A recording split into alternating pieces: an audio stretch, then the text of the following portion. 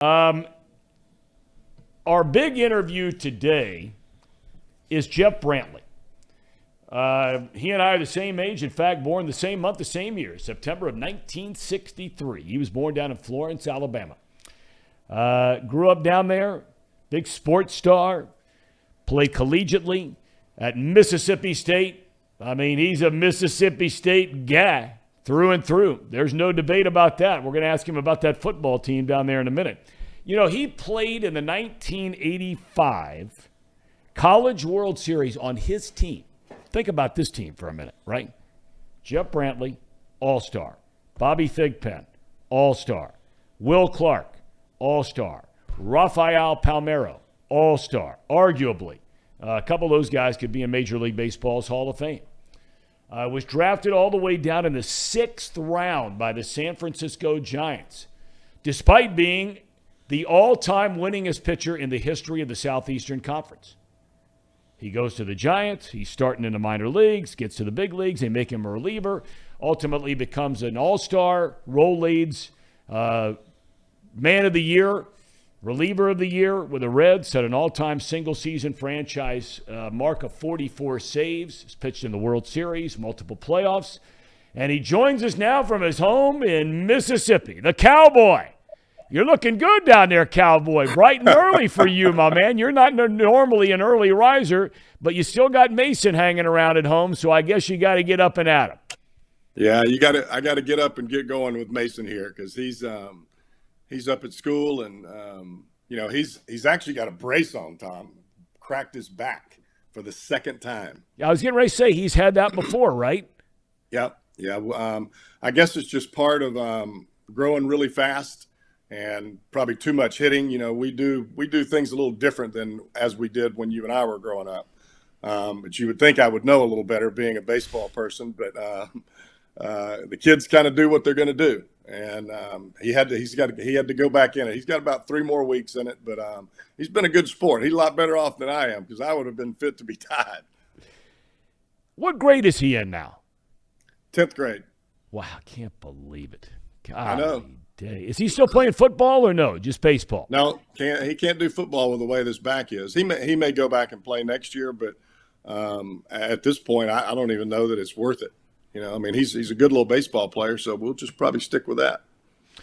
I want to go back to you growing up. I've heard you tell this story before. Your mom and dad were incredibly supportive. With you growing up and everything that you were doing growing up. But tell this story, if you wouldn't mind, about you and your dad getting in your car, his car, and listening to Cincinnati Reds baseball games when you're growing up down in Alabama. Do you remember how that even started, and how often were you guys doing that? Well, the thing about that, it came kind of a weird way because I love watching Reds baseball, or not watching, but just listening to the radio and listening to different teams that would be on. Well, what I ended up doing is I was listening on our radio at home inside the house, and I had a difficult time kind of holding the station. I couldn't keep it on inside the house. So we were out driving one afternoon. It was about 5:30, 6 o'clock, and I had the station on 700, which in Hoover, Alabama, that's a Spanish station all day.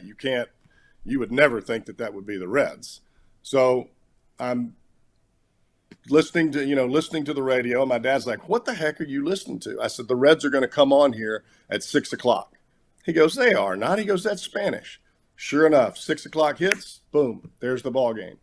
But the only way that you could keep it on, if you were in the house, it would kind of get real sketchy and you couldn't hear everything and it was kind of in and out. But if you were in the car and the car was moving, you could hear it crystal clear. So instead of driving around the neighborhood, we just sit in the driveway, kind of back the car up, pull the car forward, kept the car moving, and you could keep Marty and Joe on the entire time. I mean, it was just kind of the way it was. And I mean, that's kind of how I grew up listening to baseball. I mean, I would imagine where you grew up, you had the overwhelming majority of kids that love baseball, love the Atlanta Braves. And here you were, a Cincinnati Reds fan. Who was your favorite player with the Reds growing up? Don Gullett. Now, how do you go from, and this is kind of a funny thing because I loved watching Gullett pitch. And, he was just that guy that just seemed to always be the guy that picked up the wins, that did well. Well, when I got traded from the Giants to the Reds, Gullett was our pitching coach. And, it wasn't like I could run in there the first day and say, "Hey, how you doing? Boy, I'm really glad you were my favorite player when I was growing up." I didn't want to do that. So I just waited for a little while, and over a period of time, we developed a really good relationship. I mean, he was a great pitching coach, a great human being. I learned a lot more about Don Gullett, that he was probably as good of a football player, running back, than he was a baseball pitcher.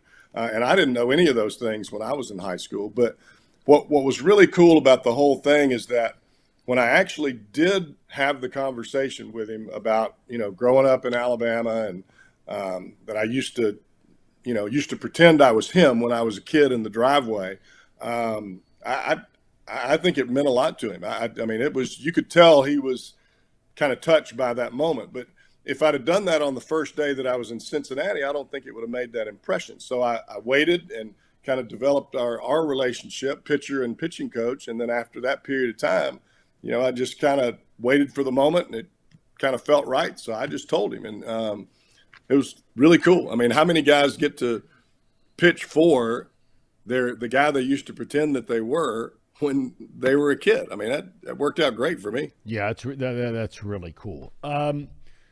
When you're coming out of high school, were you one of those heavily recruited guys? I mean, Mississippi State's big-time program, man. I mean, and the stuff they've done in recent years, and you're part of the reason why of helping that program. I mean, their facilities are just insane for baseball and everything else for that matter in the SEC. But were you a big heavily recruited guy coming out of high school? I had a chance to go to South Alabama. I had a chance to go to UAB and play for Harry the Hat Walker. And I had Mississippi State. Those were the three schools that talked to me. I thought that, when I was in high school, I was just a kid. I didn't know a whole lot about the recruiting process or what was going to happen. But I thought that I was going to go to Alabama and play quarterback and be on the baseball team. Well, as I realized quite rapidly, that was not going to happen. Not at 5'9½". That's not going to happen in the SEC as a quarterback.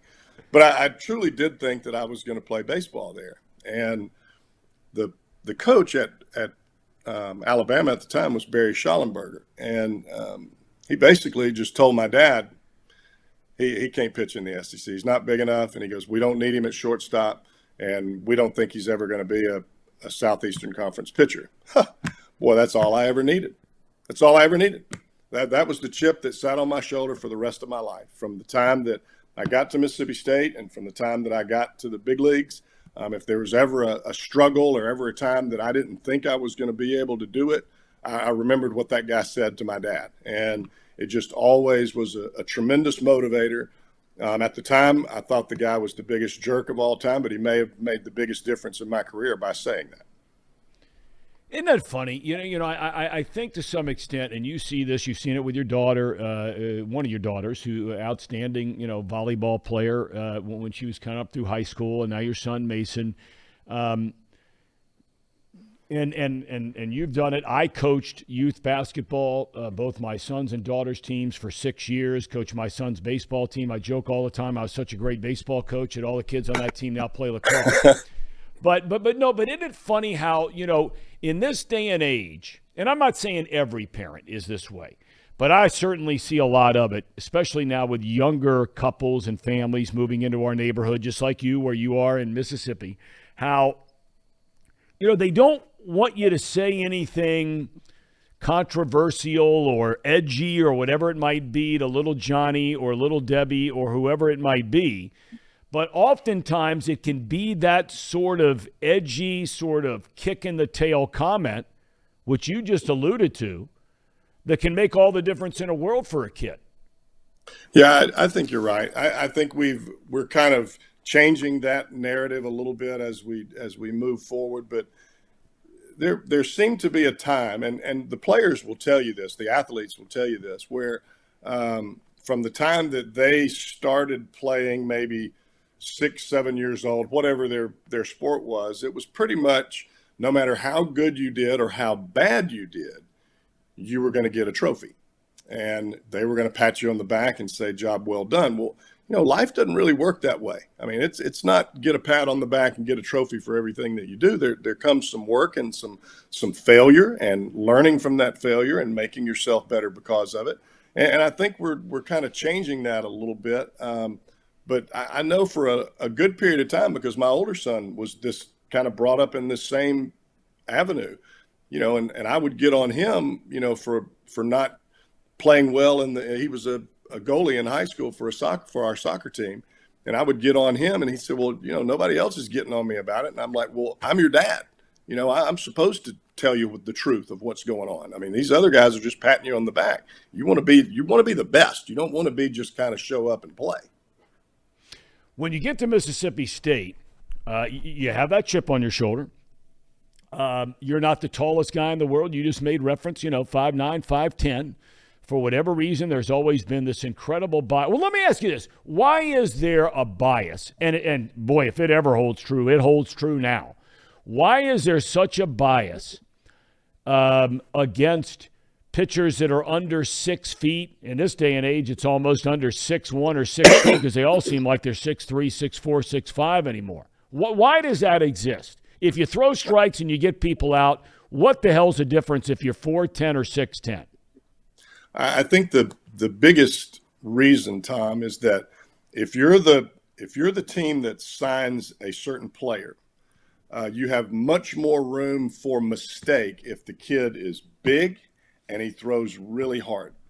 Because that way, if he doesn't ever learn how to spot the fastball, at least we can stick him in the bullpen and let him throw it 95, 96 miles an hour up top and teach him a breaking ball. That it's all in where the drop off is in talent, or where the drop off is what your expectation will be of that player.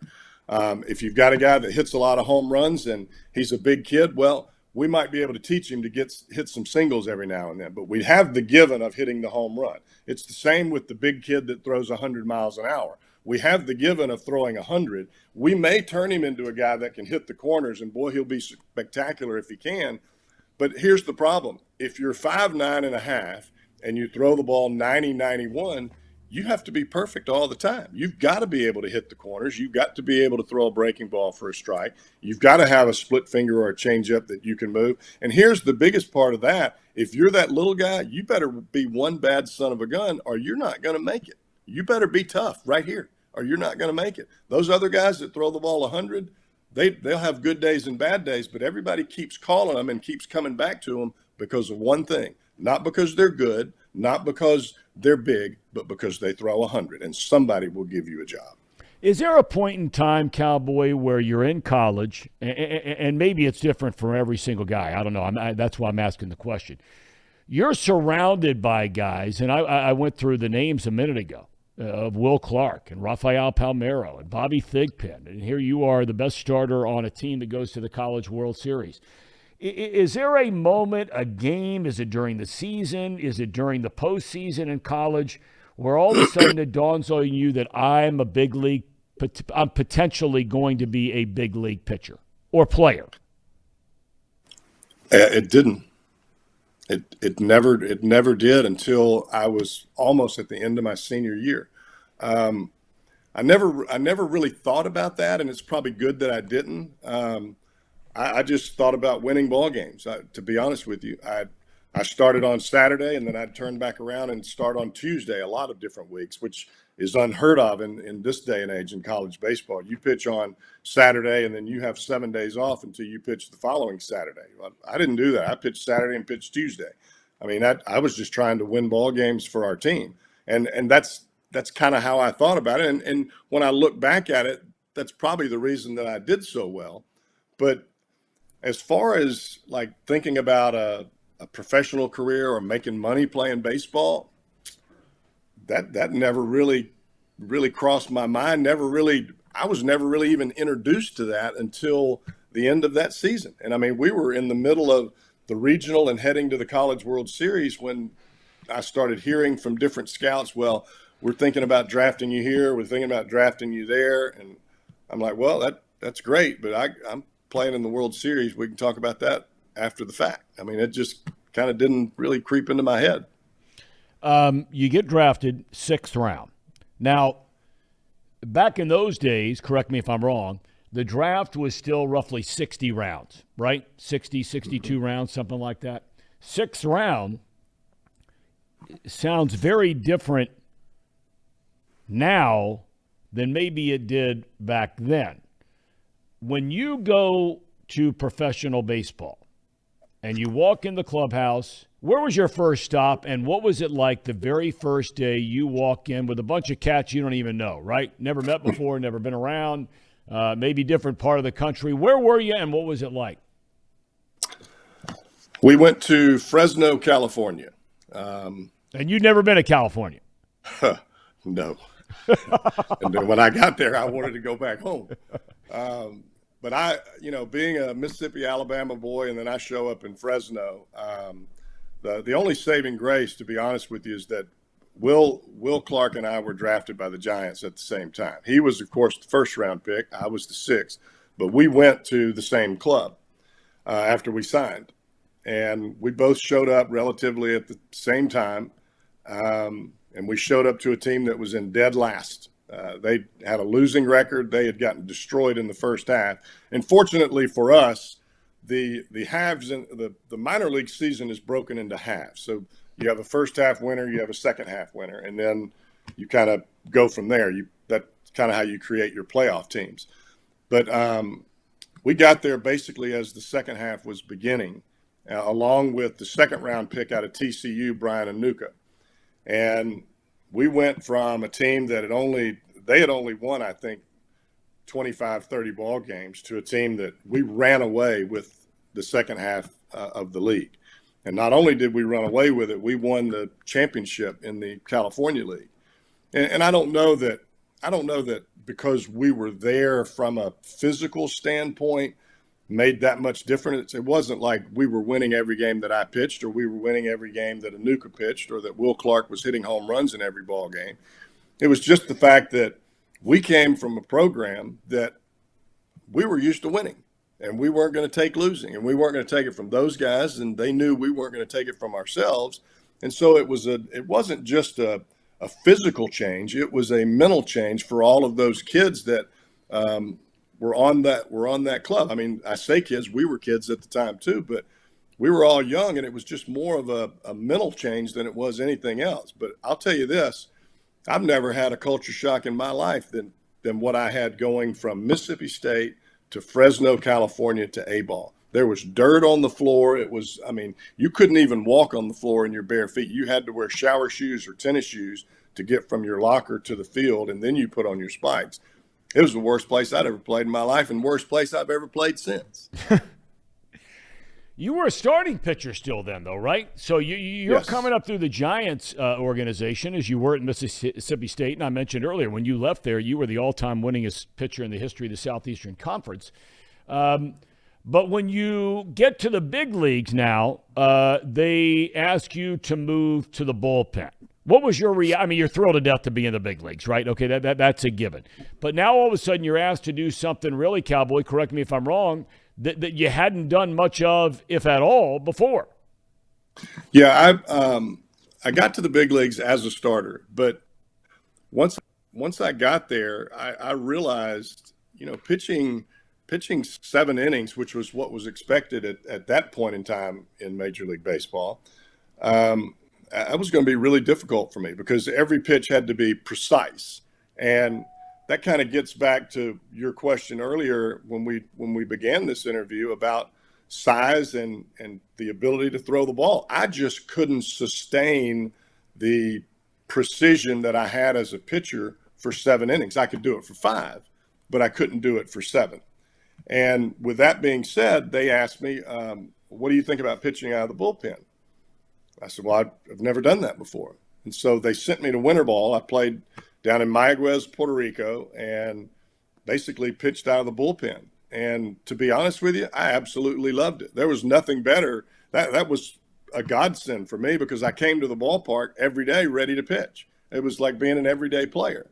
And former Reds manager Jim Riggleman was my manager down there. And he said, I've never seen anything. He goes, you come to the ballpark to pitch every day. I said, well, I don't know any different. I said, this is fun. I said, my arm feels great every time we get here. And he goes, I'm just going to keep pitching you until they tell me any different. And I pitched a lot and learned how to get ready, how to get loose out of the bullpen. And the rest of it, I guess, is kind of history.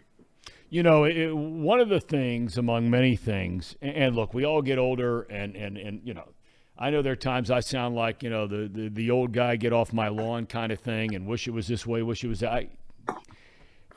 Everybody will understand what that's like as we all grow older. But one of the things I think that young players are really missing today, and I don't know if there's ever been a group of people that were like the veteran group of people that you were around when you went to the San Francisco Giants. I mean, these guys, and we're still dear friends with all of them now, Dwayne Kuiper, Mike Krukow, Bob Brentley. There were others, and I mean, you had some characters around there now, Jeffrey Leonard and some of these guys like that. They did not make it easy on a young Jeff Brantley when you first came to the big leagues. You might be buddies with him now, but I don't know how tight you were when you first came up to the big leagues, and baseball doesn't have much of that anymore. No, and I think part of that, Tom, is I didn't understand it at the time. I took it almost as a hazing ritual every day, to be honest with you, because I was the only rookie on the club. And it just seemed like everybody was telling me to do this, do that, rook here, rookie there.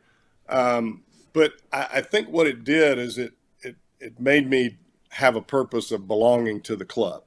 There was always a reason for somebody to come and talk to me, whether it was about pitching or whether it was because they wanted me to go get their coffee. I mean, they just kept on and on and on, and they never let up. But it didn't really give me any time to be nervous. It didn't really give me any time to think about what I was going to do on the field, because I stayed pretty much mad. I mean, I didn't like the way that they did me, but I think, and when I look back on it, and now where I am now, retired from the game, and I look back at that moment, it just kept me from ever being nervous. I mean, they kept me feeling like I was part of the team and part of their group, even though it wasn't my ideal situation from my standpoint, but it helped me. You now all of a sudden quickly become an integral part on what was a budding, really good team with the San Francisco Giants. You got Roger Craig out there as a manager. You're a vital part of a bullpen. You got a couple of good starters and a team that gets to the World Series. When you get to the World Series, I want to back up a second. Your first time to get to the playoffs, that 1989 League Championship Series, there may not be a lot of people that remember that, but I'm going to try to put it in very brief context here.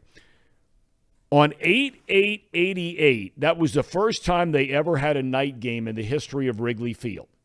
1 year later, here come the playoffs at Wrigley Field. Now, the Cubs had been in the playoffs in 84, but of course, at that point in time, they hadn't been in the World Series in 50 years almost. What was that experience like? Playoff baseball.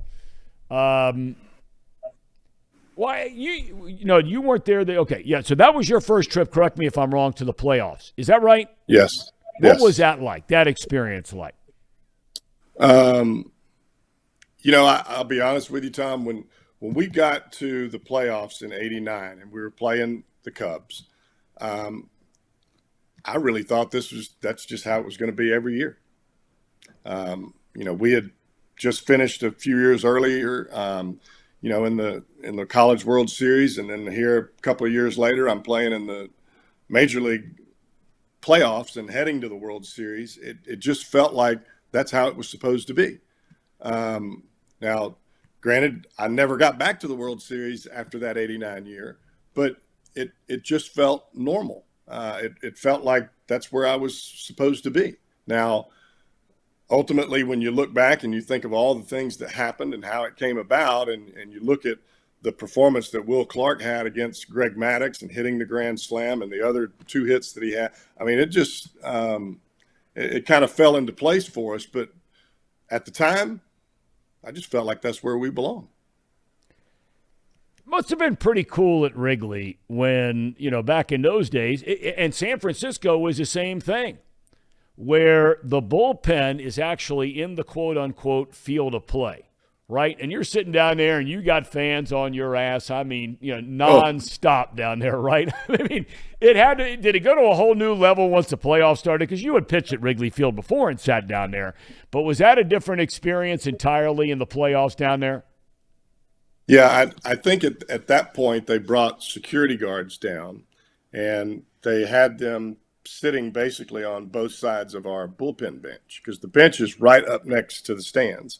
And I don't know if I've shared this story with you before, but earlier that season, I had won my first 6 decisions, and I'm sitting at Wrigley in that bullpen, and a fan at the end of the ball game reached over and grabbed my hat off of my head. And as they grabbed my hat, the game's over and the fans are leaving. He grabs the hat, takes half of my head of hair with him. And at that point, it was pretty long, I can be honest with you. Takes half of my head with him back up the steps. Well, my first reaction was, that's my hat. And I jumped over the rail, and I took up through the stands. And the next thing I realized, all of the ushers, the people came out of nowhere. They were all over me. I mean, just surrounding me. Let it go, let it go, let it go. I'm like, the guy's got my hat. I mean, I could still see him in my head, him running up those steps and taking off. 6-0 hat. Well, my next decision was a loss, so it was an awfully good hat for me. But I think that's part of the reason when we got to the playoffs and we're playing there at Wrigley that they put that much security around us, because, I mean, not only could you touch the fans, but they could touch you. I mean, your seat was right up next to that brick wall, and the fans were sitting not even a foot behind your head. So it just made for a little more comfortable atmosphere than what it was earlier in the season. You get to the World Series. I've shared this story. I happened to be there basically as a gopher for Johnny Bench, who was announcing the World Series for CBS Radio. You get to the World Series, and you don't even have to leave home. You're playing the crosstown Oakland Athletics. First 2 games are in Oakland. You guys get beat. Now you come back to San Francisco. The earthquake hits. Where were you? What was it like? There was a tunnel between the Giants locker room and the first base dugout. We were on the first base side. And that tunnel was about 40 yards from the opening of the door. You came out of the locker room, you took a left, and then you walked kind of a gradual incline up to the dugout. Well, that's where I was when that earthquake hit. And there's supposed to be, emergency lights or whatever in case of a situation like that. They didn't work. There was nothing. And when that earthquake hit, Mike Lacoste and I were just turning the corner, and you could see that little bit of light at the very end of the tunnel where the dugout steps went up. And everything went totally black. I took my glove, I threw it underneath my right arm, and I extended my left arm onto the concrete wall, and I took off. And he was right there with me. I don't know what was in that tunnel, but they had all kind of stuff down there. Because of the World Series, they had a lot of cameras, a lot of different, stuff that they had moved into the tunnel because of the hype of the game being the World Series, but that's where they stored everything.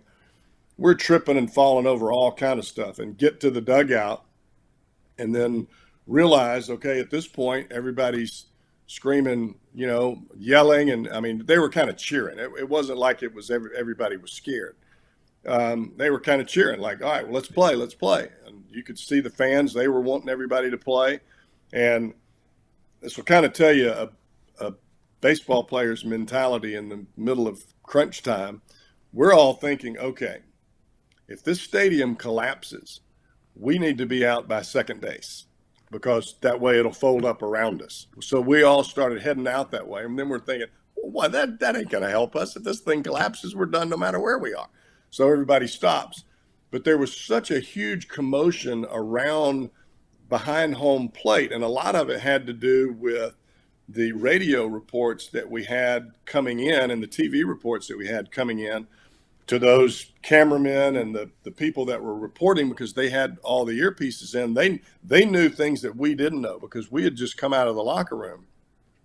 And when they started talking about the marina being on fire, they started talking about the collapse of the Bay Bridge and the 880 Expressway over on the Oakland side, all of us were like, oh my gosh. You know, I mean, I can remember my dad after the fact, he said he was standing out on the concourse outside of the stadium where you kind of gravitate up to the upper part of the stadium, and he's looking out over the bay. Of course, he'd never been to San Francisco, and after that day, he would never come back. So he's looking, and he said he could see this wave of water coming up from the South Bay, and as it hit the bay, the cars started to hit each other that were facing east and west. Now, if they were facing north and south, they just kind of rode the wave. And, you know, here I am, and this is kind of a sad thing to say, but I mean, it ended up being a life and death situation for a lot of folks. But just from my personal standpoint, my parents came out to watch their kid play in the World Series. They stayed out there for 10 days and then never got to see a game at all. I mean, that's just kind of the way. I mean, there were people that didn't make it through the earthquake. There were people that didn't get to see the games. I mean, it was just a travesty all the way around. Yeah, I mean, I'll never forget that. No one will ever forget that when you're a part of something like that, as long as I live. You go to the Reds, and Davey Johnson is the manager. I think the argument could be made, and you tell me if you disagree or agree, I think the argument could be made that one of the 3 or 4 greatest minds in the history of baseball is Davey Johnson. You come to the Reds, and your first meeting and conversation with him goes how? I told him I was going to be his closer. That was my first meeting with Davey. And he said, well, he goes, we got to see what happens with Dibble. And he goes, you know, Carrasco throws the ball up towards 100 miles an hour, and he did. He said, we'll just kind of see how it goes. I said, all right. I said, I'm just here to tell you I'm going to be your closer. And that I think in Davey's mind, he appreciated that bit of brashness from a little guy, you know, and just the way I was talking about, this is what I wanted to do, and I'll prove it to you. It's just going to take a little time. And over a period of time, Dibble got hurt. Carrasco couldn't throw strikes. So I ended up the guy that just slowly moved his way back to the back end of the bullpen. And once I got it, it was mine. Yeah, you had it. I mean, you set the all-time franchise history, 44 saves in a season. I still look back at that team, Cowboy, and I look at the talent on the field. Now, granted, you know, you guys played the Atlanta Braves in a league championship series. That year is a weird year, strike and all that kind of thing, but from the year before. Boy, that was some kind of talented team that never won the whole thing. Yeah, I thought we really had a great club in '94 when we had the strike and then the lockout, and it just kind of everything evaporated. But when we came into '95, I don't know that we had a better team in '95 than we did in '94, but we had an awfully good team. The problem that we had, as you just mentioned, we ran into Maddox, Glavine, and Smoltz. And, you know, when you're facing those kind of pitchers, and, you know, I mentioned earlier about Will Clark hitting the grand slam off of Maddox. Well, this is a Greg Maddox that was 7 years removed from that. And he was as smart and as well located of a pitcher as I've ever seen in my life. And, I mean, for a guy to have to go down to the bullpen and practice throwing the ball up right before the series against us, I mean, that should tell you a little something about him. I mean, he knew what he was doing. All 3 of them did. They're all Hall of Famers. And when you run into that kind of whip, it made it difficult.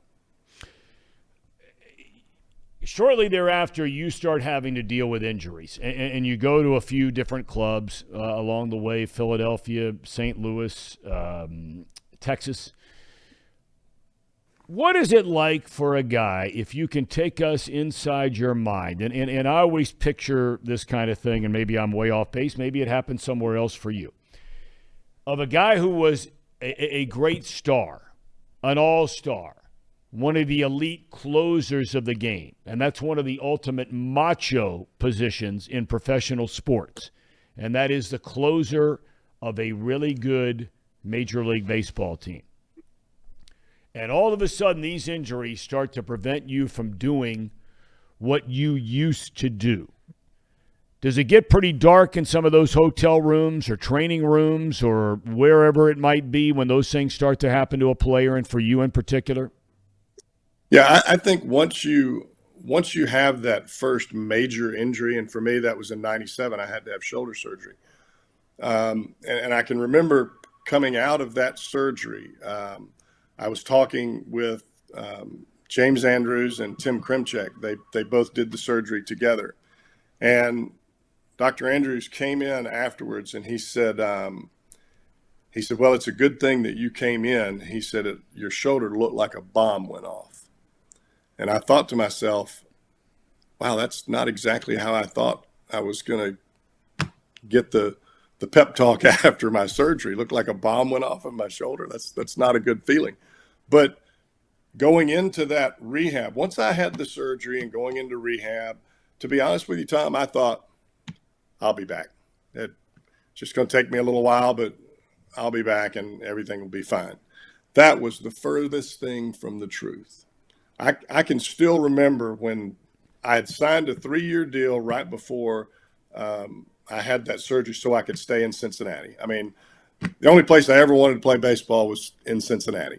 And here I am. I finally win the Roll-Age Reliever of the Year. I had the best year in my career, and I get hurt, and then I'm traded to the Cardinals.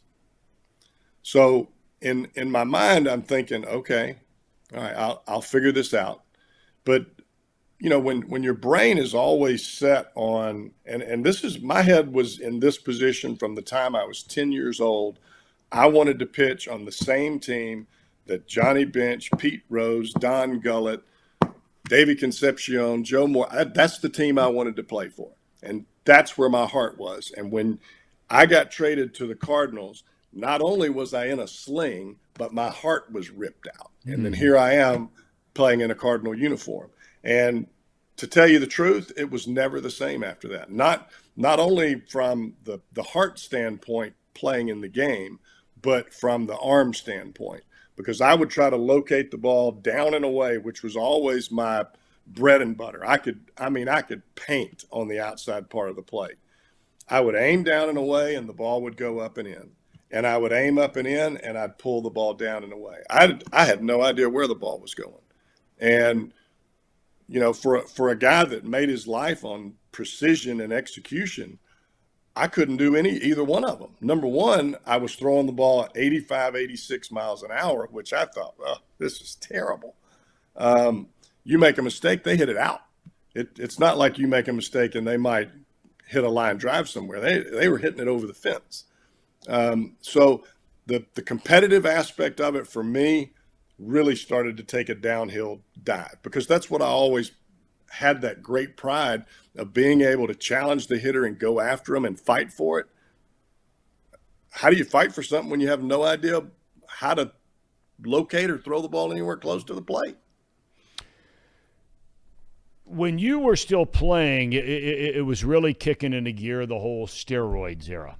There's no doubt you saw it. You knew who guys look, if you were around baseball clubhouses, I was around them every single day. You could walk through the clubhouse and you could just go bam, bam, bam, bam. I bet money on it. This guy, right? I'm curious because we also know, and you saw this too. I mean, there was a point in time where greenies were being taken all the time by players. Amphetamines to get up and get that body roaring again. And there are a lot of guys that are in the Hall of Fame that were taking a lot of greenies. And that is an absolute fact. and it's not to name names or anything else, but that is a fact. Should the guys who were PED users, and to my knowledge, the only one who has ever come out and absolutely admitted that they were was Mark McGwire. I've heard Palmeiro say he didn't do it, Sosa, Barry Bonds, on and on and on. Whether you think they did or they didn't, you can't prove it. So I always say innocent till proven guilty. Should those guys be in the Hall of Fame? Well, I'll answer it this way. There are guys that are in the Hall of Fame now that were steroid users. So if that's the case, then are you not allowing these other guys in simply because you didn't like them? I mean, it becomes less about performance and more about whether they were good interviews or nice guys. Because if you've already voted guys in that were steroid users, then where's the bias here? It ultimately comes down to, well, you just didn't like them. They weren't a good interview and you didn't like them. Maybe they were too arrogant for you or you didn't want to vote for them. But I think that the standard there is a bit skewed. Do I like the fact that there are guys that were steroid users and they're in the Hall of Fame? Not a second. I'd like to have them all out. But with that being said, in true fairness, if you have one, then you need to have them all. You become a broadcaster. You start with ESPN. I mean, you're cruising right along, much like your playing career. You're moving up the food chain, the whole 9 yards, and all of a sudden you get a call from a Cincinnati Reds. And here we go with the Reds again, right? I mean, you grow up listening to them in the car, in your driveway. You get a chance to pitch for them. We've talked about that. Now you get a chance to broadcast for them. But let's face it, and I've been there. A lot of guys, you're on TV on ESPN or Fox or wherever it is you are, and now all of a sudden you make the decision to leave there to come be a radio guy in Cincinnati. There aren't many guys that make that move. Why'd you do it? I think the biggest reason is the same reason that when I left San Francisco and was being recruited by those Atlanta Braves that we ended up playing in '95. I mean, I can still remember talking to Bobby Cox on the phone, and I said, Bobby, I want to pitch out of the bullpen, and he wanted me to start. And he said, well, we'll start you every fifth day, and then when your turn doesn't come up, we'll pitch you out of the bullpen. Well, when your manager tells you that, basically you're the fifth starter, and you're going to be a swing man, and you'll start whenever we like it, and then we'll stick you in the bullpen when the other four guys are starting. That's how that conversation went. But to end up being in the Cincinnati Reds organization and being able to pitch in the big leagues, that was my dream from the time I was 10 years old.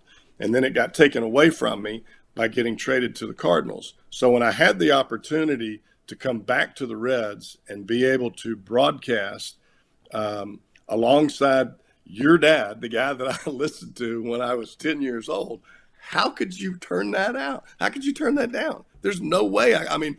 There's no amount of money that gives you that kind of satisfaction. And I took it.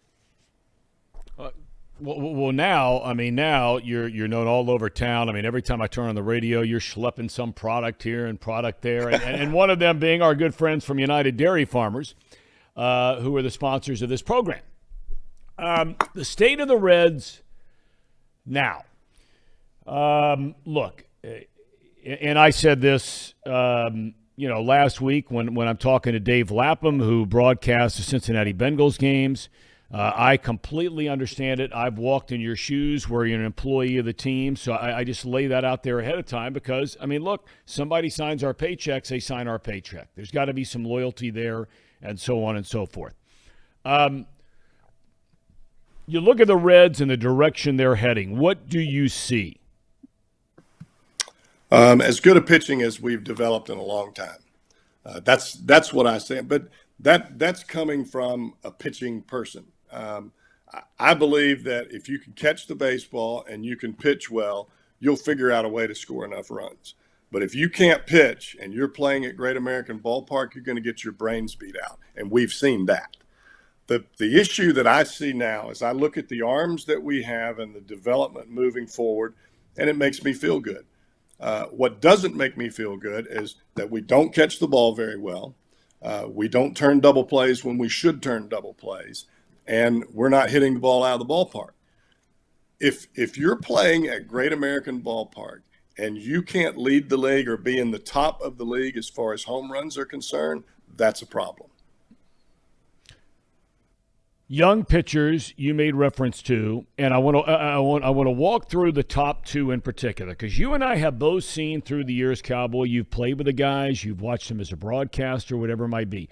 There have been a lot of guys, maybe not like Hunter Green, who's throwing 1,000 miles an hour seemingly every pitch that he wants to throw 1,000 miles an hour. But there have been a lot of guys that came up and had success, and then for whatever reason, they came back the second year, maybe that quote-unquote sophomore slump, but then moving forward, they never became the guy you thought that they had a chance to become. I want to ask about, in particular, the top two guys.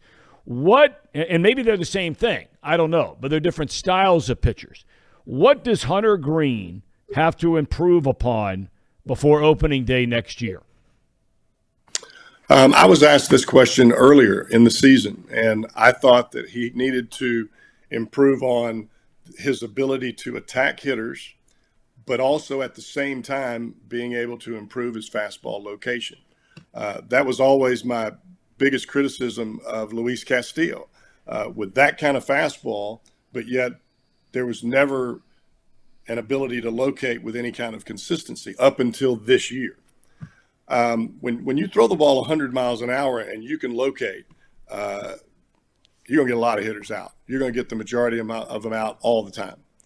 And I think that when Hunter took the month off there in the month of August and came back for the last 4 or 5 starts, there was, number one, there was a different mindset when Hunter Green was able to take the mound. And I like that a lot because I err on the side of aggressiveness. I want a fighter out there. I don't want some pansy pitching. And when he would take the mound those last 4 or 5 starts, it was a different pitcher. And not only from the mental side, but he was able to locate the ball on both sides of the plate. Was it pinpoint location? No, but was it good enough? Yeah.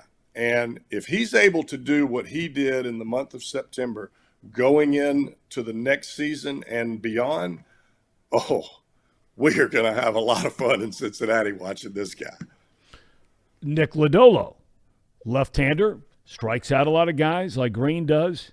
When he throws strikes, and we saw him battle with that, and you see that with a lot of young pitchers. Heck, you see that with guys been in the league 3, 4, 5 years.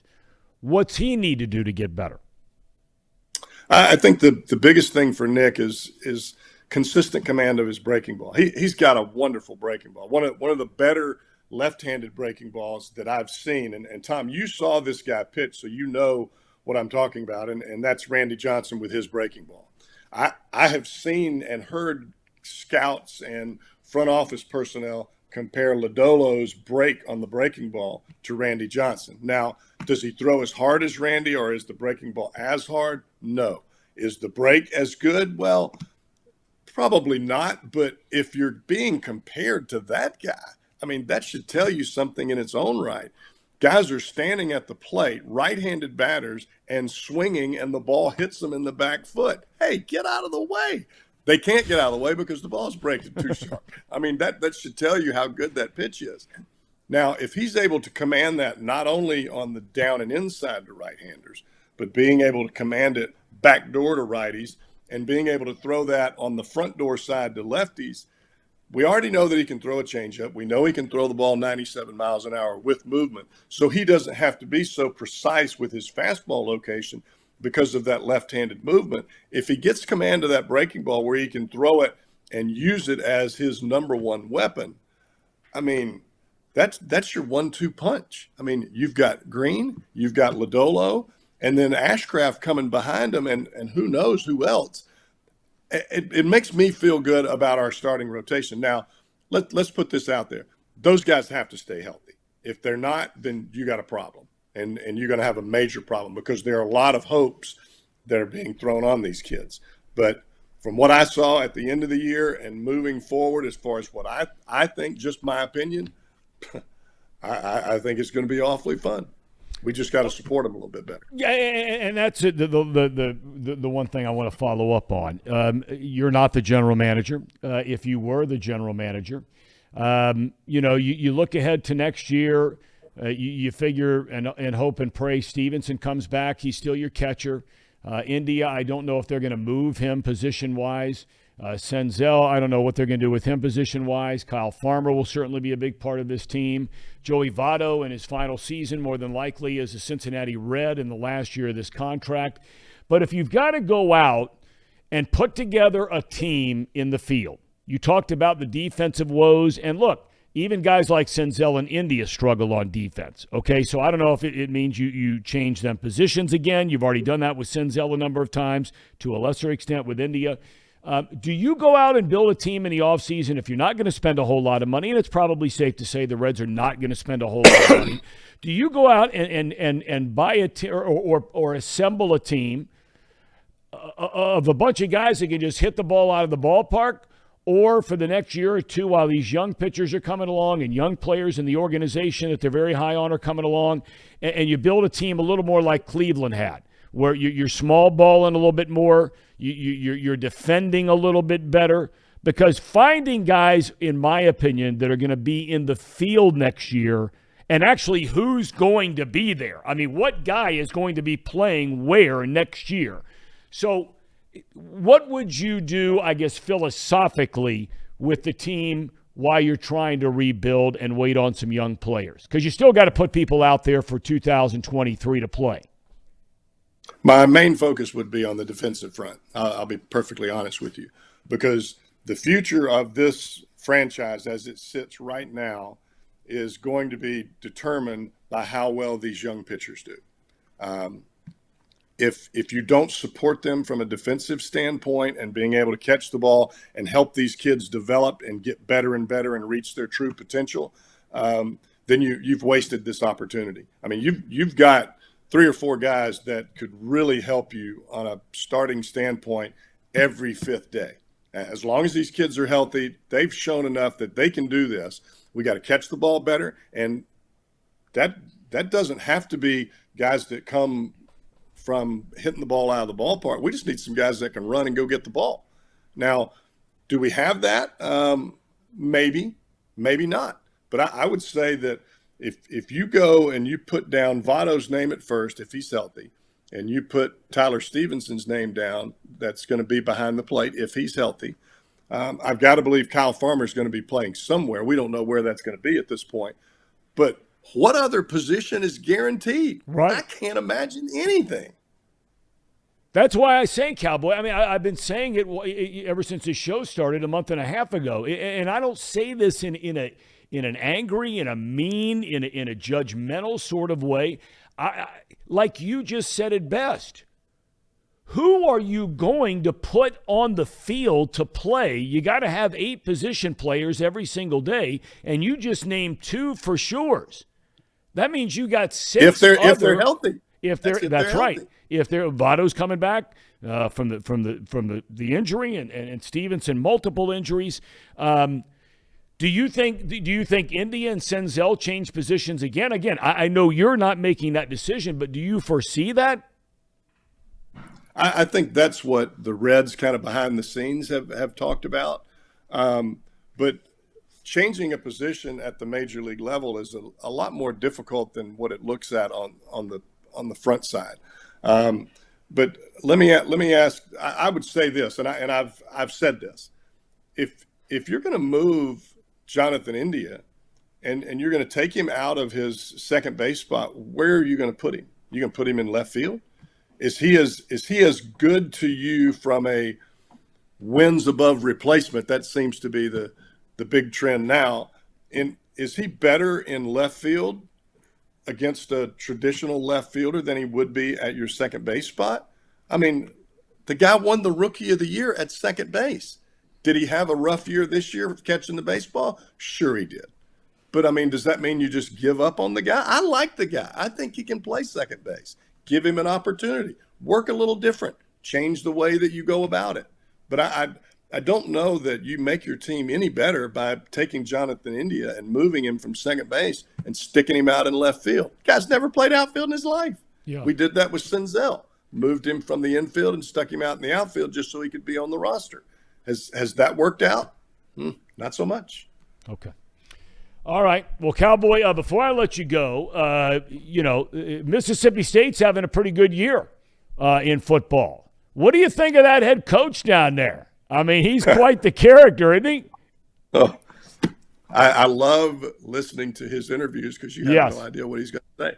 Yeah, he could bring up something from back in the 1920s. You have no idea what he's going to say, and it doesn't matter what question you give him. He's just going to throw something out there. But I do like the excitement. I mean, when you're at Mississippi State, it's not like you're expecting to go 12-0.